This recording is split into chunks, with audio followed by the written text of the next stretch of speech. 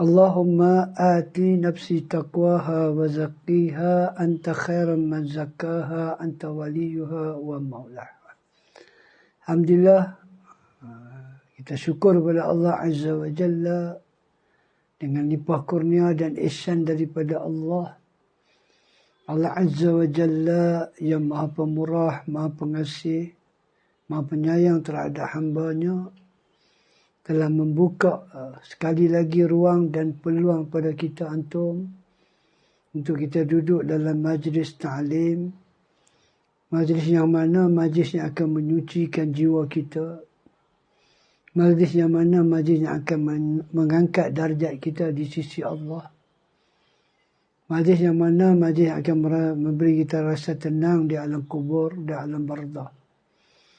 Ini majlis ilmu antum, satu majlis yang Nabi SAW sangat mencintainya antum. Sehingga Nabi akan kata kepada sahabat, ahlan wa sahlan, ya talibul ilmu, selamat datang, wahai penuntut ilmu antum. Kita akan menyambung kitab kita antum dalam menuju hidayah. Kita akan masuk pada sebab yang keempat antum. Antara sebab kita mendapat hidayah. Sebelum tu antum kita sambung sikit kitab kita antum. Sebagai mukadimahnya antum. Perkara yang ke-8 antum. Kesan daripada kita melakukan maksiat. Perkara ke-8 antum yang Imam Ibn Qayyim bawa dalam kitab dia. Dakwah antum. Maksiat akan menghilangkan kebaikan. Itu perkara yang ke-8. Itu pasti antum. Maksiat akan menghilangkan kebaikan antum. Kata Imam Ibn Qayyim rahimahullah, barang siapa yang kehilangan persahabatan kaum mukminin dan pembelaan Allah Azza wa Jalla terhadap mereka. Tengok. Ketika Allah membela orang-orang yang beriman, sebagai tanda, sebagai balasan di atas keimanan mereka. Dan orang yang berbuat maksiat kepada Allah akan kehilangan semua benda ni antum. Dia akan hilang tu kebaikan-kebaikan yang agama peruntukkan bagi dia. Dengan dia melakukan maksiat tu antum, kebaikan-kebaikan yang dijanjikan Allah kepada dia akan hilang antum. Allah sebut dalam surah An-Nuh ayat 146. Antum tengok Allah sebut dalam surah, minta maaf tu, surah An-Nisa 146. Surah apa? Surah An-Nisa 146. Ibn Qayyim bawa ayat Quran An-Nisa 146 tentang orang yang buat maksiat ni akan kehilangan kebaikan.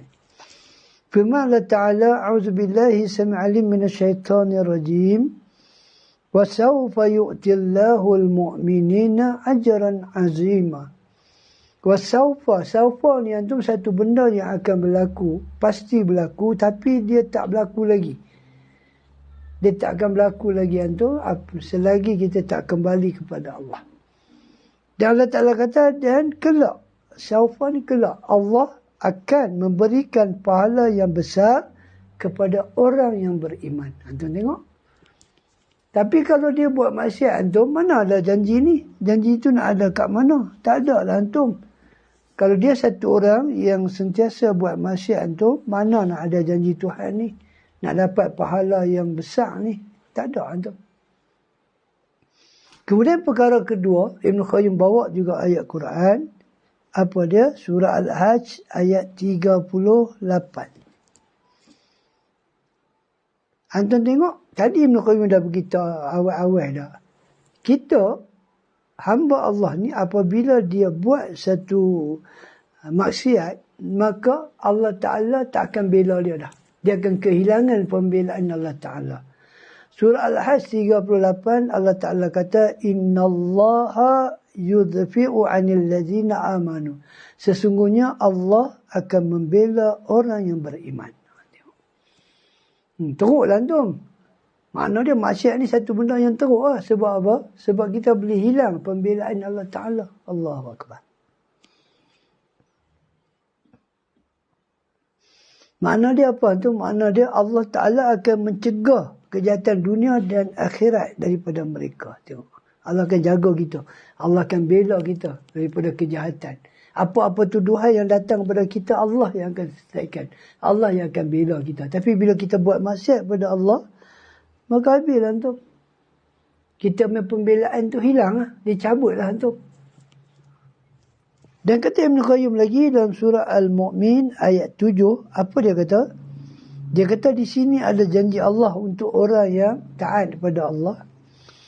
Allah, para malaikat dan pembawa aras Allah akan memintakan ampun untuk mereka.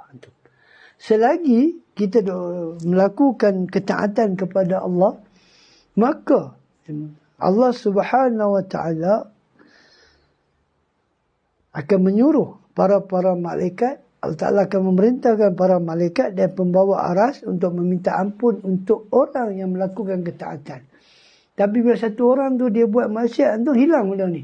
Hilang daripada dia tu kalau dia tak bertaubat tu. Hilang tu. Firman Allah Ta'ala dalam surah Al-Mu'min 7.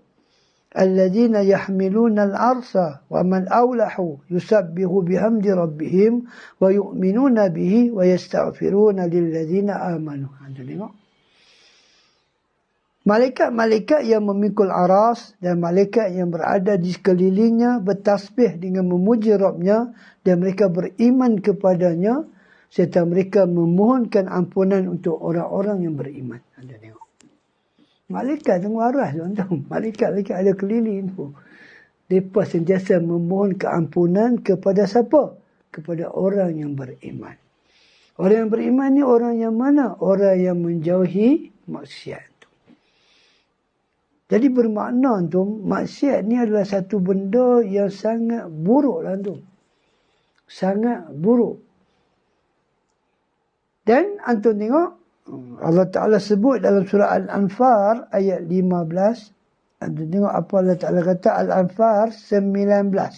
Surah Al-Anfal 19. Do'anna Allah ma'al mu'minin. Sesungguhnya Allah bersama orang yang beriman. Nampak tu? Pertolongan Allah sentiasa bersama orang yang beriman. Sebab tu lah antum, Imam Ibn Qayyim sangat menarik perkataan dia antum apabila dia kata bila Allah Ta'ala sebut tentang syaitan ni dia daif, tipu daya syaitan ni lemah, dia tidak kuat, tetapi kenapa manusia boleh melakukan dosa? Kalaulah tipu daya syaitan tu lemah, kenapa manusia boleh buat dosa? Maka kata Ibn Qayyim, ya, berdasarkan ayat yang kata tipu daya syaitan ni lemah. Sebab kenapa manusia masih terlibat dengan dosa? Sebab Allah telah meninggalkan dia. Habis. Sama tu ayat ni. Bila Allah bersama dengan orang-orang yang beriman, yang mentaati perintah dia, maka dia susahlah tu nak terjemuh dalam benda-benda yang Allah larang. Tetapi apabila Allah meninggalkan dia, maka dia pun akan terlibat dengan banyak dosa. Sebab apa? Sebab tidak adalah penjagaan daripada Rabbul Alamin, Tuhan seluruh segala alam. Jadi apabila kita melakukan maksiat tu, maka maksiat tu akan bertambah dari hari ke hari. Dia tidak akan berhenti setakat tu saja. Tengok. Ini tu benda yang kita kata apa? Perkara yang masuk dalam ke-8. Apa dia? Maksiat menghilangkan kebaikan. Yang ke-9 antum, cuba antum tengok kesian maksiat ni apa dia antum. Maksiat akan menjadikan pelakunya berada dalam tawanan syaitan dan penjara syahwat. Dahsyat tu. Ini sangat dahsyat ni. Tengok. Dia sangat dahsyat tu. Tak? Antum tengok Ibn Qayyim kata apa? Maksiat menjadikan pelakunya berada dalam tawanan syaitan. Berada dalam tawanan syaitan. Dan di dalam kawalan apa? Kawalan nafsu syahwat. Tak terkawal dah tu. Syaitan dah tawan dia dah. Syaitan tawan hati dia. Hati dia dah hilang dah cahaya apa? Cahaya hidayah. Hilang dah. Dan kita kata dah, dia punya hati dah jadi macam mana? Maksiat tu dia tak jadi benda buruk dah pada hati dia. Kenapa? Kerana perkara ke-9 ni Ibnu Qayyim rahimahullah sebut apa? Sebab apabila satu orang sentiasa terlibat dengan maksiat, bermakna dia telah menjadi tawanan syaitan. Susah tu. Yang tawan kita ni benda yang kita tak nampak. Yang kita kata tak ada apa, tak nampak macam ada apa-apa ikatan ke apa. Tak. Sebenarnya dia telah termasuk dalam tawanan syaitan. Tengok. Dalam hadis disebutkan, Nabi sebut syaitan dzambil insan. Syaitan adalah serigala bagi manusia antum. Tengok hadis riwayat Imam Ahmad antum. Jika seekor kambing tidak digembalakan dan berada di antara gerombolan serigala, maka kambing tersebut akan segera diterkam. Tengok. Bila seekor kambing duk ada dengan sekumpulan serigala, apa akan berlaku? Kambing tu akan segera diterkam. Sebab apa? Sebab ramai yang nak makan dia. Tengok. Begitu pula halnya dengan seorang hamba. Ketika dia tidak mendapat penjagaan daripada Allah, serigala yakni syaitan pasti akan menerkamnya. Tengok. Ibn Qayyim bagi contoh yang sangat menarik. Bila satu hamba yang dia ni terlibat dengan maksiat, maka dia hilanglah penjagaan daripada Allah. Dia hilanglah pembelaan daripada Allah. Maka syaitan laknatullah alaihi yang sentiasa menunggu ruang dan peluang untuk hasut dia untuk tawan dia, maka apabila pembelaan Allah dan penjagaan Allah tidak ada, maka dia dengan mudah akan terlibat dengan maksiat. Dan penjagaan Allah dan pembelaan Allah ni terletak di mana? Diletak kepada ketakwaan. Setakat mana dia bertakwa kepada Allah, setakat itulah penjagaan Allah dan pembelaan Allah ada terhadap dia. Tapi apabila dia melakukan maksiat, maka habis antum, hilang pembelaan tu. Jadi antum perkara yang ke-10. Apa dia antum? Perkara yang ke-10, maksiat menjatuhkan darjat serta kedudukan di sisi Allah dan di sisi makhluknya. Oh antum.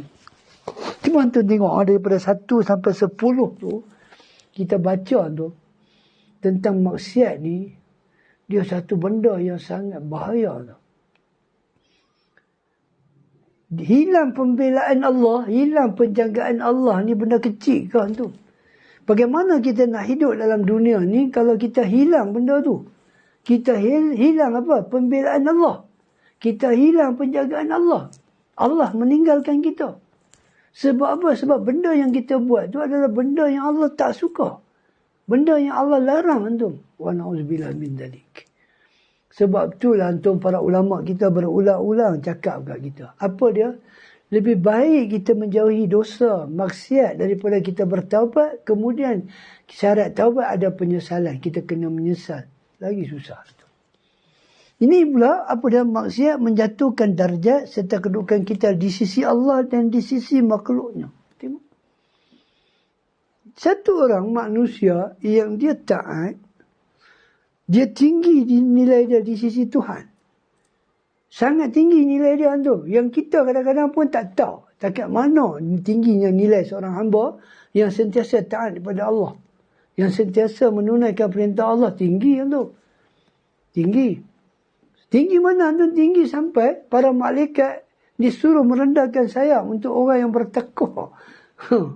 Orang yang bertakwa ni adalah orang yang sentiasa komitmen dengan majlis ilmu dan sentiasa untuk berusaha untuk membaiki diri dia. Allah, para malaikat itu cuba fikir merendahkan sayap mereka. Kerana apa? Kerana redha kepada penuntut ilmu. Kerana redha pada orang yang sedang melakukan ketaatan kepada Allah. Oh, dahsyat. Sampai makhluk yang mengingatkan kita tentang ketaatan kepada Allah, makhluk tu pun jadi mulia. Sebab tu, ada larangan daripada Nabi SAW kita memaki ayam jantan tu. Kenapa? Kerana ayam jantan tu berkokok antum untuk untuk mengejutkan kita beribadah kepada Allah. Untuk kita melakukan ketaatan, untuk melakukan kita beribadah kepada Tuhan. Sebab tu kita tak boleh memaki setiap benda, setiap makhluk yang mana yang mengingatkan kita kepada Tuhan. Tak boleh antum, tak boleh. Yang ni antum, kalau kita terlibat dengan maksiat, yang pasti darjat kita akan jatuh di sisi Tuhan dan di sisi makhluk antum. Allahu Akbar, Allahu Akbar. Masalah antum, bermakna maksiat ni adalah satu benda yang kita kena jauhi antum, sedaya upaya kita. Perkara yang ke-11 apa antum? Maksiat dapat merampas gelar-gelar terpuji dari pelakunya dan menyandangkannya pada gelar-gelar yang tercela. Tengok antum. Maksiat dapat merampas apa dia? Gelaran-gelaran terpuji. Antum, gelaran yang paling terpuji adalah gelaran apa? Hamba Allah. Nabi telah sampai kepada makam hamba Allah. Nabi diiktiraf sebagai hamba Allah. Dan Nabi sebut, tidakkah patut aku menjadi hamba yang bersyukur? Surah Isra Allah Ta'ala guna perkataan apa? Kami telah jalankan hamba kami. Oh, aduh. Gelaran hamba Allah ni akan diberi kepada orang yang mana antum yang banyak beribadah melakukan ketaatan kepada Allah. Gelaran-gelaran yang macam ni antum akan dirampas daripada orang yang terlibat dengan maksiat. Mana boleh seorang hamba Allah tiba-tiba melakukan maksiat? Mana mungkin antum? Kecuali dia terlanggar tu. Dia tak sengaja. Sebagai manusia kita pasti akan terlanggar. Pasti akan melakukan dosa. Dan apabila kita terlibat dengan dosa dan maksiat, kita cepat-cepat kena kembali kepada Allah. Kita kena cepat-cepat istighfar taubat kepada Allah. Kenapa? Kerana nanti gelaran hamba Allah tu akan dirampas antum. Ya antum, seperti Allah Ta'ala sebut dalam hadis yang sahih, Imam Bukhari, Nabi SAW sebut, Nabi kata, siapa yang sembahyang subuh, dia di bawah zimmatullah, dia di bawah jaminan Allah, dia di bawah perlindungan Allah. Dan jangan sampai Allah cabut dia punya zimmah tu. Allah boleh cabut antum. Allah Ta'ala boleh ambil pergi ke orang lain. Sebab tu kita kata, kita kena hati-hati. Sebab tu Ibn Qayyum kata apa? Ibn Qayyum kata, antara kesan maksiat ni apa antum?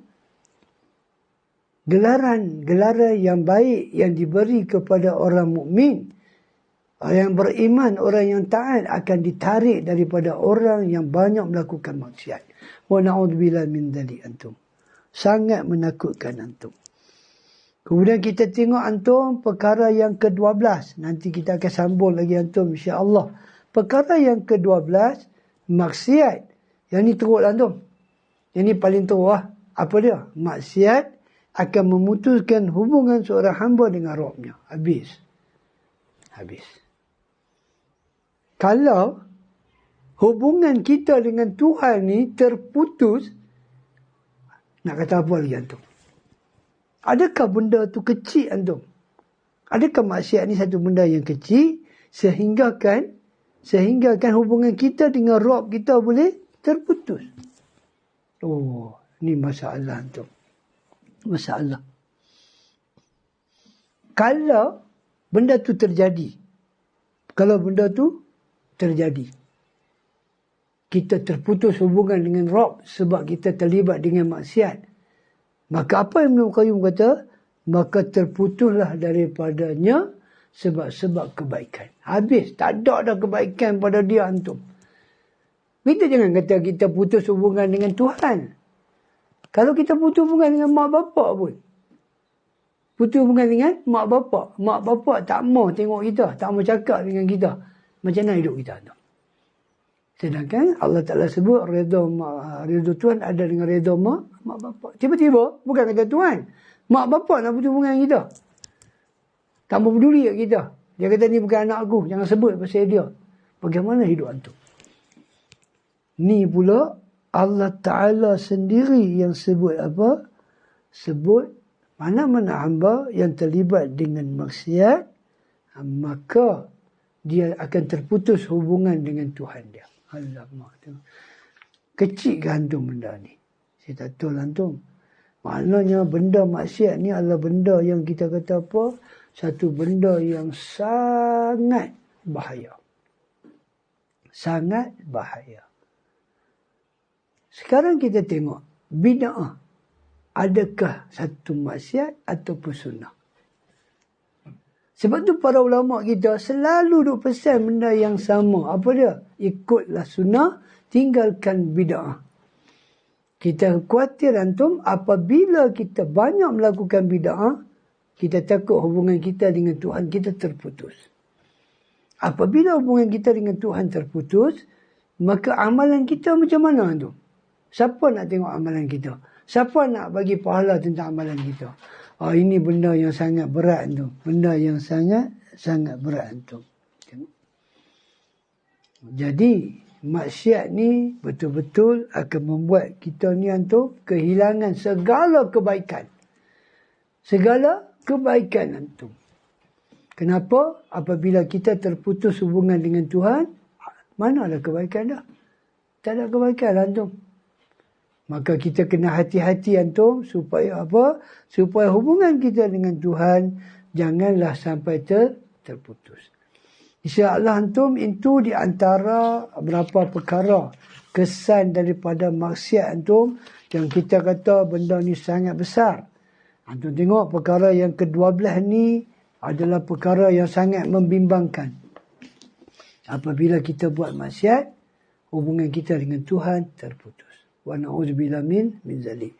Semoga Allah Azza wa Jalla menolong kita, memelihara kita, menjaga kita daripada terlibat dengan perkara-perkara maksiat.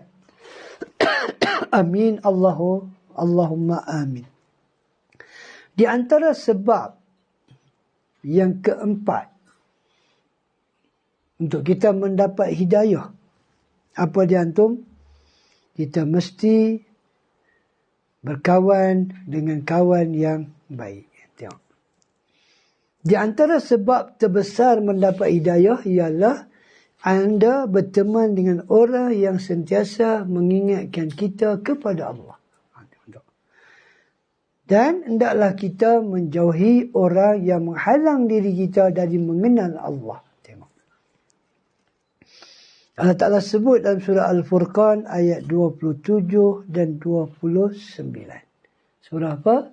Al-Furqan 27 dan 29. A'udzu billahi sami'alim minasyaitanir rajim. Ayat ni antum Allah Ta'ala nak cerita tentang bagaimana salah pilih kawan. Jadi kita kata antara sebab, perkara keempat antara sebab kita mendapat hidayah, apa dia? Berkawan dengan orang yang salih. Dan ayat surah Furqan 27 dan 29 ni nak kata apa? Tentang peristiwa yang akan berlaku kepada kita, keburukan yang akan menimpa kepada kita apabila kita salah pilih kawan.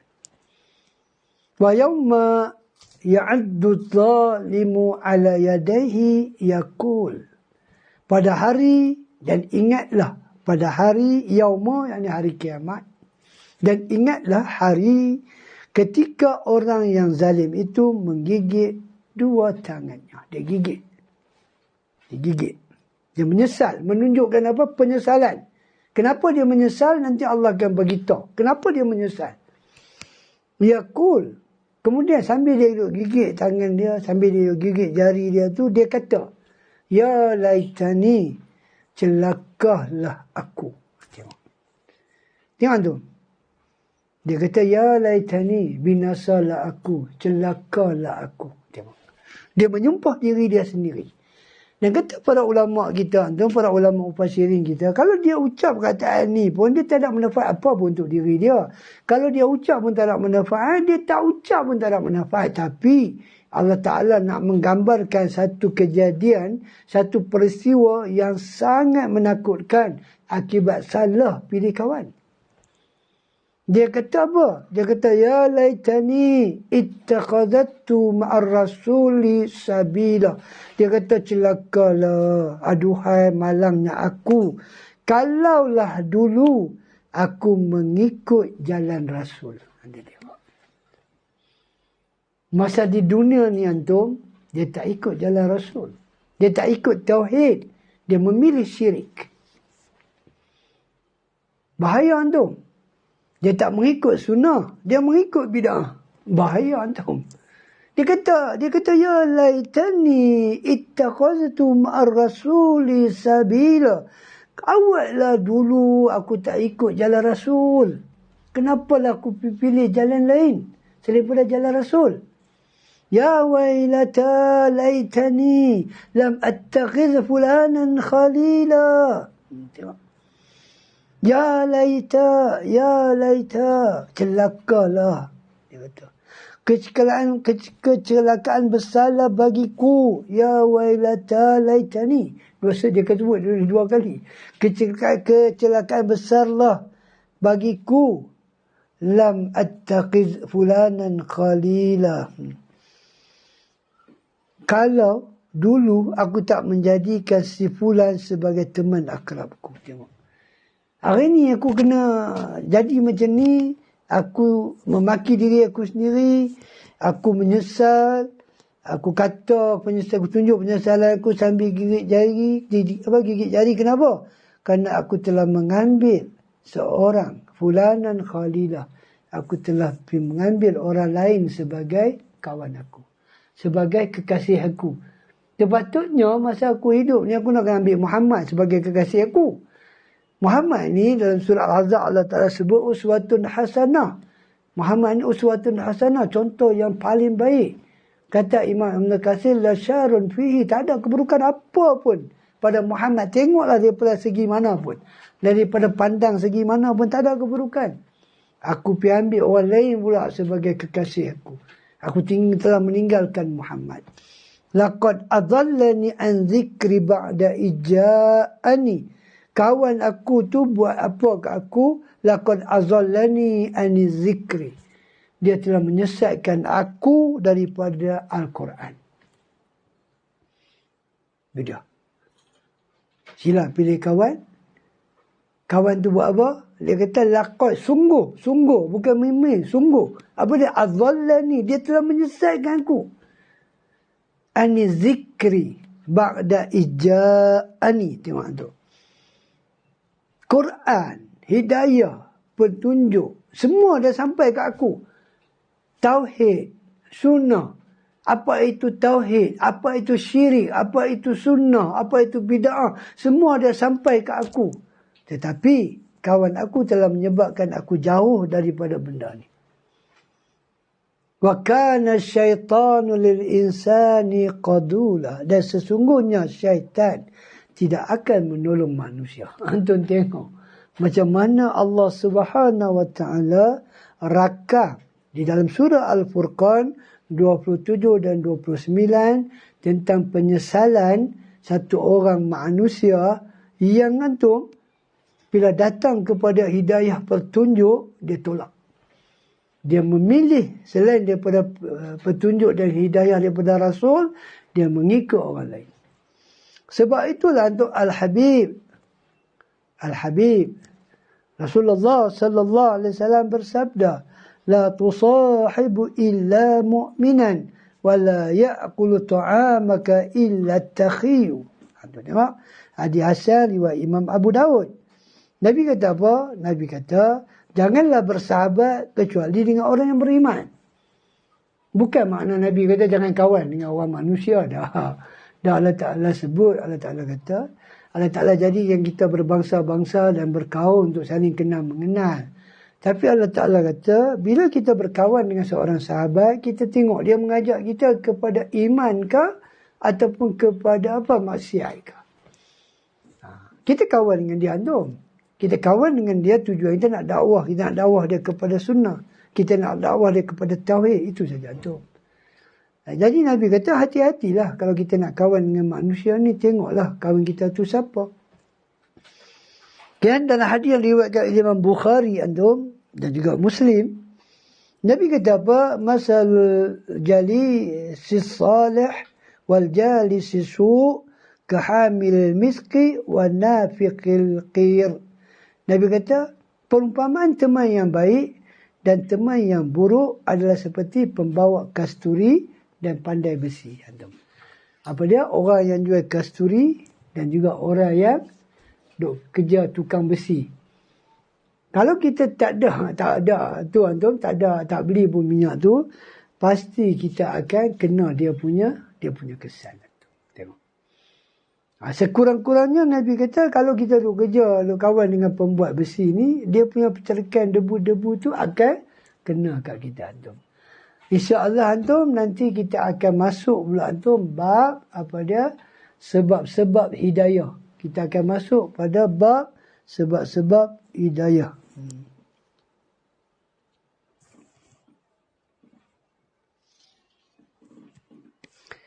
Wallahu a'lam bissawab. Allah lebih mengetahui antum. Ada satu soalan daripada seorang sahabiah kita ke sahabat?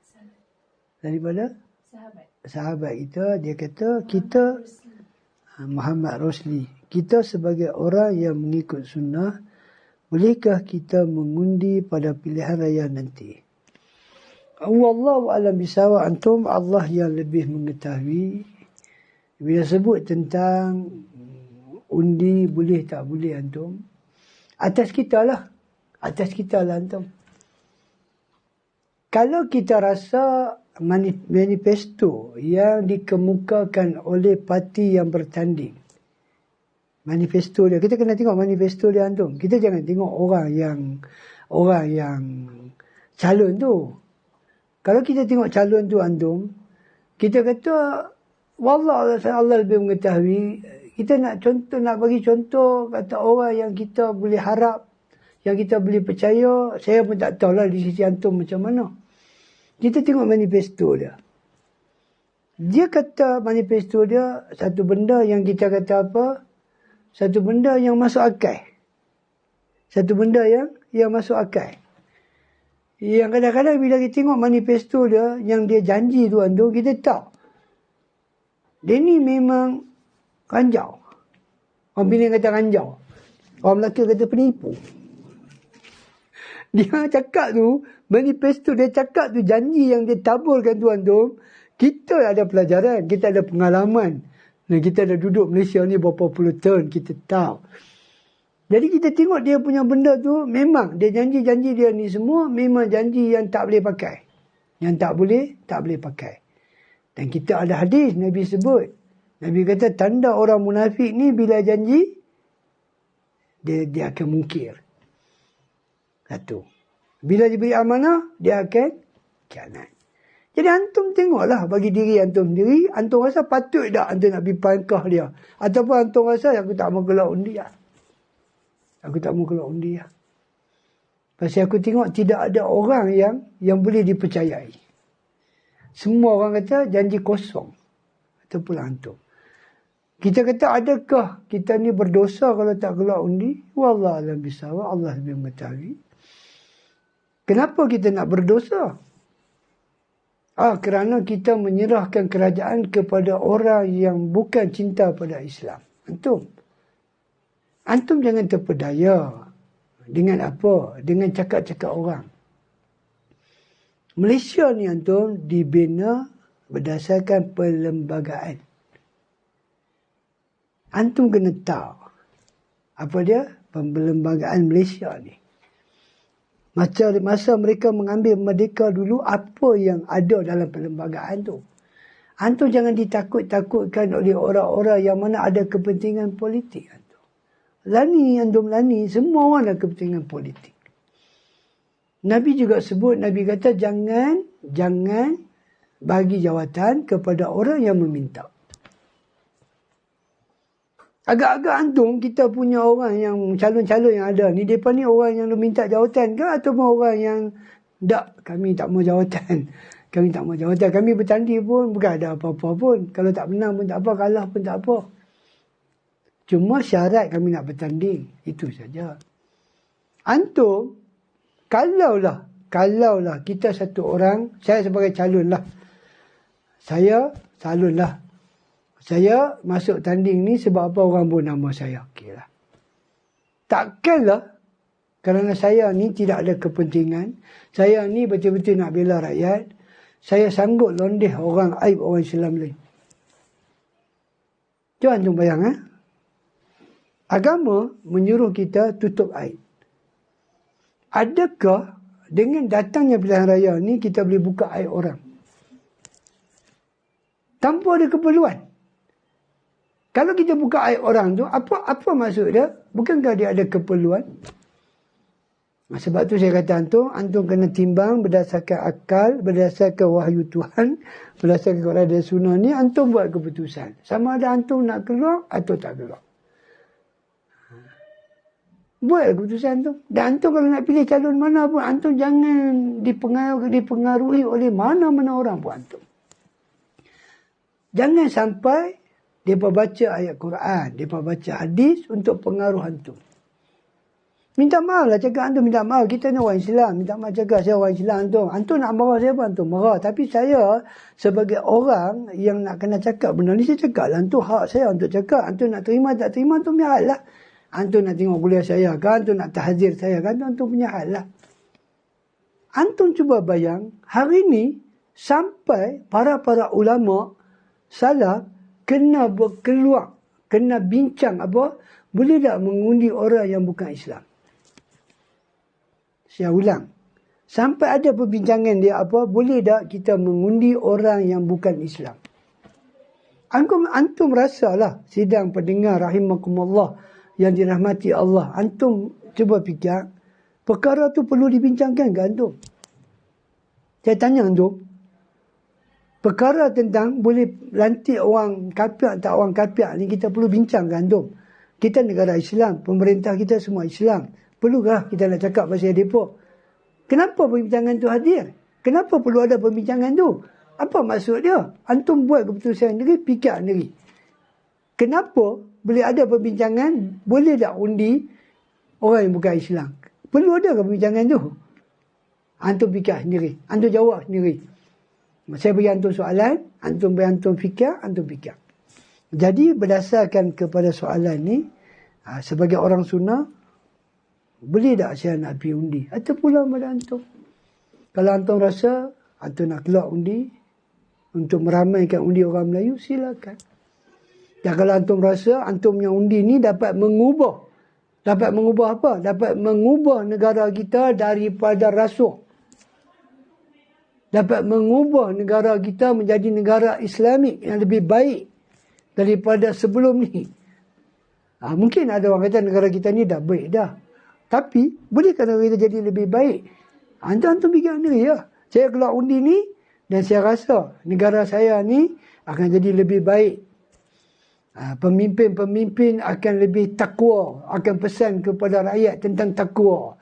Bila pemimpin cakap dia akan cakap tentang ittaqallah, bertakwalah kepada Allah. Tak apalah tu. Silakanlah. Dan kalau antum tak mau keluar pun, itu hak antum lah. Hak antum pun. Bukan boleh kena tangkap ke, boleh kena penjara ke, tak lah antum. Cuma adalah cakap-cakap antum yang menakutkan kita. Antum tak peduli. Keputusan di tangan antum. Wallahu a'lam bishawab. Balik pada soalan bab kita tu, macam mana orang yang dah diberi hidayah tapi dia tersasar juga. Apa sebabnya? Wallahu a'lam bishawab. Allah yang lebih mengetahui antum. Ada soalan daripada sahabat kita. Bagaimana orang yang antum yang dia telah diberi hidayah tetapi dia tersasar juga. Dia tersasar juga. Wallahu a'lam bishawab. Allah lebih mengetahui. Benarlah kata Nabi kata apa dah? Kullu bani Adam khata'. Setiap bani Adam ni dia berdosa tu. Dan kita dah beritahu dah antum, punca dia tersasar tu berdasarkan tadi kita dah baca. Apa dia? Maksiat. Punca dia tersasar tu bukanlah kerana Allah Ta'ala nak bagi dia sesat. Bukan. Mustahil Allah dah bagi hidayat. Lepas tu Allah Ta'ala nak pergi ambil hidayat tu balik. Mana ada macam tu? Kenapa dia boleh tersasar jauh? Dia kena cek dia punya hati. Dia kena cek dia punya perbuatan. Dia punya lisan. Dia punya pendengaran. Pandangan dia. Dia kena tengok antum. Dia kena cek. Dia kena muhasabah diri. Sebab tu antum setiap daripada kita antum, kita kena sentiasa satu muhasabah diri. Antum tengok. Sebab tu Nabi selalu ajak kita apa? Nabi kata Allahumma ati nafsi taqwa. Tengok tu. Nabi selalu ajak doa. Kita banyak doa tu untuk kita mengekalkan hidayah tu. Dan hari ni antum kita telah sampai kepada perkara apa antum? Perkara yang menyebabkan hidayah tu boleh hilang. Apa dia? Maksiat. Apabila satu orang ni dia dapat hidayah, tiba-tiba dia boleh tersasar. Dia kena tahu satu benda. Ada benda dalam diri dia yang Allah Ta'ala tak berkenan. Tak berkenan. Jadi dia kena, kadang-kadang dia tak cerita kat kita. Cuma dia kata Allah Ta'ala bagi hidayat aku, Allah Ta'ala ambil balik. Mana ada macam tu? Mana ada macam tu? Tak. Cuma ada benda yang dia buat yang Allah Ta'ala tak berkenan. Seperti kata Ibn Qayyim tadi, apa dia? Setan ni tiba-tiba dia lemah. Tapi macam mana dia boleh tersasar? Sebab Allah dah tinggal dia. Apa dia punca yang Allah tinggal kita? Antara punca dia apa dia? Maksiat. Sebab Allah Ta'ala kata, Inna Allah ma'al muttaqin. Allah bersama orang yang bertakwa. Bermakna, apabila dia boleh tersasar, bermakna dia bertakwa tu dah mula kurang. Dan kita punya akidah Ahlussunnah wal Jamaah pada antum, iman ni naik dengan taat, turun dengan maksiat. Jadi dia kena cek balik antum. Punca-punca yang menyebabkan dia makin tersasar. Dan betul antum, kata Imam Ibn Qayyim, maksiat ni, kalau kita buat, dia akan menyebabkan kita buat maksiat yang lain. Maksiat yang kita buat satu akan menyebabkan kita menambah maksiat yang lain. Akan menambah maksiat. Yang akhirnya antum, Allah Ta'ala sebut, mereka lah yang menyebabkan hati mereka hitam. Bukan Tuhan. Jadi antum, mana-mana orang yang dapat hidayat, dan kita tahu kawan-kawan kita ni ada dapat hidayat, kemudian tersasar. Kita bukan nak kena benci mereka. Cuma kita kena nasihat mereka. Suruh mereka muhasabah diri. Dan kita juga kena muhasabah diri kita. Kenapa benda tu jadi kat dia, dan belum tak mesti benda tu akan jadi kat kita. Kita kena banyak lagi doa tu, kena banyak lagi istiqamah dalam majlis-majlis macam ni, supaya hidayah tu antum, Allah Ta'ala kekalkan. Bukan sekadar duduk majlis ilmu, bukan sekadar kenal Tuhan, kita kena beriman dengan Tuhan, kita kena beriman dengan apa Allah kata, dan kena banyak doa. Mudah-mudahan antum, sahabat-sahabat kita yang tersasar tu, Allah Ta'ala kembalikan mereka kembali ke jalan yang lurus. Wallah alam bisawab antum. InsyaAllah nanti kita akan sambung lagi antum. Kita akan masuk perkara apa antum? Kita kata tanda-tanda hidayah. Tanda-tanda hidayah. Kita dah masuk berapa perkara dah? Perkara yang ke-5 antum. Nanti kita akan sambung sikit lagi antum. Perkara yang ke-6. Perkara ni penting antum. Perkara ni penting supaya kita masuk tanda-tanda hidayah. Dia perkara ni perkara yang ke-6. Kita nak sambung ke? Nanti kita bagi tahu perkara ke-6 ni antum. Perkara ke-6 ni perkara yang sangat penting antum. Antum kena bagi tumpuan. Sebab apa? Inilah perkara yang menyebabkan manusia boleh tersasar daripada hidayah. Nanti saya akan bagi tahu benda ni antum. Perkara yang menyebabkan dia dapat hidayah tetapi boleh tersasar. Perkara apakah itu? InsyaAllah antum sihat badan, umur panjang. Kita akan bersama lagi dalam kuliah kita seterusnya. Jadi kita tutup dengan tasbih kifarah dan selawat kepada Nabi. Subhanakallahumma wa bihamdika.